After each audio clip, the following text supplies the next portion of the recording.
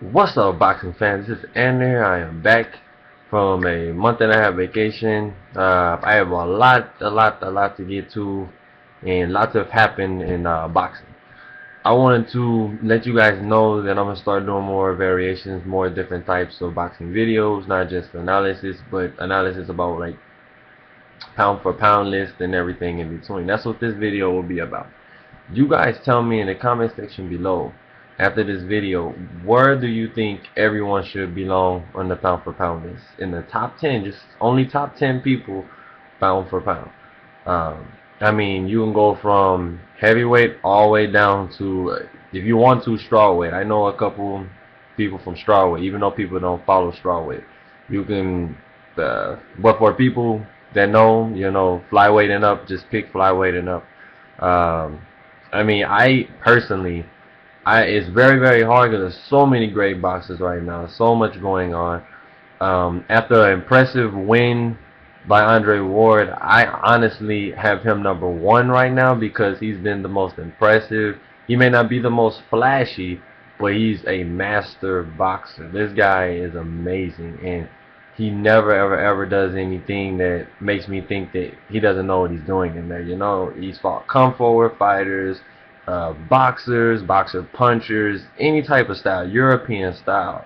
I mean, he's fought any type of style you can think of. So I have him number one right now. I have Sergio Martinez number two, and it's a proven otherwise. I have a tie with Floyd Mayweather and Manny Pacquiao for three. See, people who are not boxing fans, they will not understand that you have to pick people by their last win. You're just as important or just as good as your last win. And nobody ever wants to give Saul El Canelo, I call him El Freckles, for his freckles, El Freckles, Alvarez his credit. Like, give Canelo his credit. I have him breaking in the top 5 right now, pound for pound. I have him number 5 right now because this guy's undefeated. He's facing everybody that they put him up against, and I really just feel the guy has a lot of swag in the ring. He has a lot of style. And this guy is from Guadalajara, Jalisco, Mexico. He's something special. I watched the All Access on Showtime, the episode 1 and 2 after the fight. And I mean, this guy is just so confident. He's not overcome. He has a great team behind him. Eddie Reynoso and just all those great guys, man. I mean, he has a great stable of people. And he's so humble, and then when he gets in the ring, he's just turned to a whole different animal. He's a beast in there, and I just think his boxing style is ready for anybody at 154 or 160. I really want to see Canelo versus Pacquiao, which I know that I never have, but that would be an all-action, come-forward fight for the boxing fans. I also would like to see Julio Cesar Chavez Jr. versus Canelo. So many fights you can make with Canelo. But yeah, I have Canelo number 5. And I know you guys are wondering, well, if he's number 5, who could be number 4? Because you have Manny and Floyd tied for number 3, so who could be number 4? Right now, if you go off of impressive last performances and just credible person, period, I say you would have to give it to just no other than one person, and that's Guillermo Rigondeaux. Like, I mean, the guy comes out just amazing with his masterful boxing skill. And yes, I have him number 4. And anybody that wants to go crazy on me because of that, that's fine. But that's how I have him on my list. Because of his master boxing skills, yes, he can be hit, as we've seen. But that guy, you got to remember, guys, that guy from Texas, that Mexican-American, he's no joke. When he was in the amateurs, he beat Adrian Broner twice, and he beat Gary Russell Jr., and I think they even say he stopped him in the amateurs, something crazy like that. So, before you judge or say, oh no, Roberto Marroquin is not that good, look at his credibility. He was undefeated for a long time before he had his first loss, and the second loss came to Guillermo Rigondeaux, which was, it was boring, but it had its sparks of moments because Guillermo got rocked twice or 3 times throughout the fight. Another person I will put on my pound for pound list Of course, would be Nonito, the Filipino Flash Donaire. He's still one of the best boxers right now to me. He brings a lot of excitement, no boring in the ring. Um, and he just has a great style, man. You can tell that he really practices his craft, and he has just a unique style all the way around. And he keeps winning. So, yeah, Juan Manuel Marquez. Yeah, Juan Manuel Marquez. I have him at number 7. I have Vitaly Klitschko. I mean not Vitaly Klitschko, but I have for number 7. I have what's that guy's name? I cannot think of his name right now. Oh yeah, Landy Lara. So another person you guys are sleeping on. This guy is a beast. That one loss he had with Paul Wins was a fluke because he was hitting him with overhand lefts all night. He is number 7 on my pound for pound list. Yes. And of course, number 8.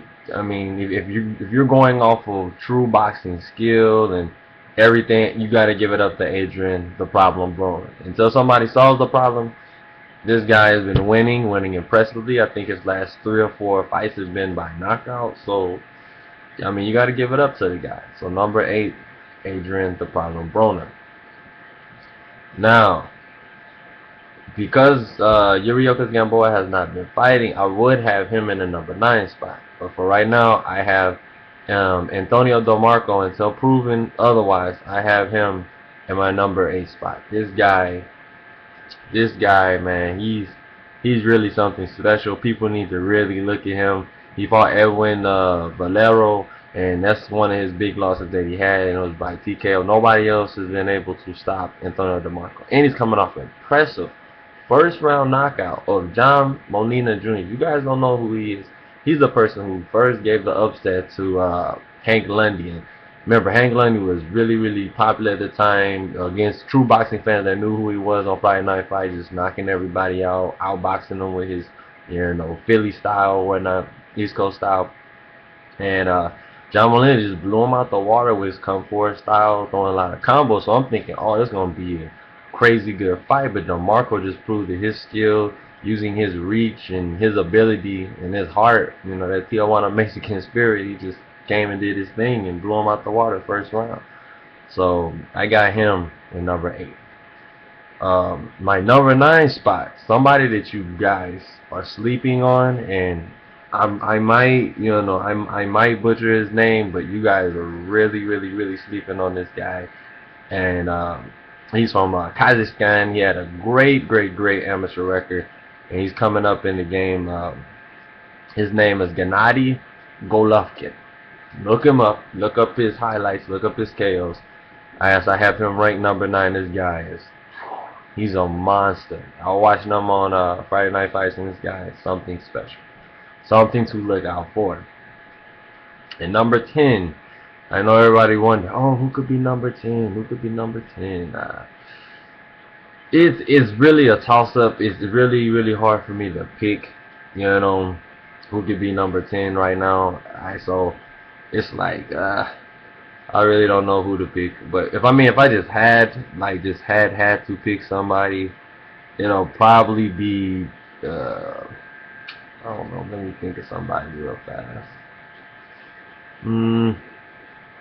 I'll probably say, I guess you could throw a Klitschko in there. You could throw, time for number 10. Vitaly Klitschko and Vladimir Klitschko, because they've been winning.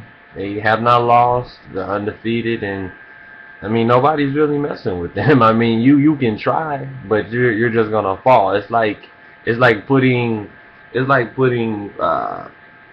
I don't know, Martinez in there at 160 against Manny Pacquiao at 147. Sergio's speed is just as good as Manny's. Sorry, nobody wants to believe me, but that's fine. And I just feel that Manny Pacquiao's too small for Sergio. Like, after seeing him beat a huge giant like Julio Cesar Chavez Jr. and using his speed, cutting him up with his jab and his unique style of keeping his hands down, so Julio won't know when the punches are coming, and his lateral movement, not sitting in the corner, sitting on the ropes taking punishment throughout most of the fight. Trust me, it's something like that when it comes to the Klitschko. They're just so dominant. and they face everybody. They face American people. They face people from England, people from everywhere all over Europe, anywhere. They'll fight anybody. They even beat one of my favorite heavyweights of this era, David Haye, easily. So that lets me know that they're. I just have them, tied at number 10. There's so many other people that could have probably sneaked in at 10 spot, but I'm gonna give it to the Klitschko's. So you guys, tell me what you think in the comment section below. Who should be pound for pound? And I will get back to you with more boxing analysis and more videos. Alright, this is Ant reporting.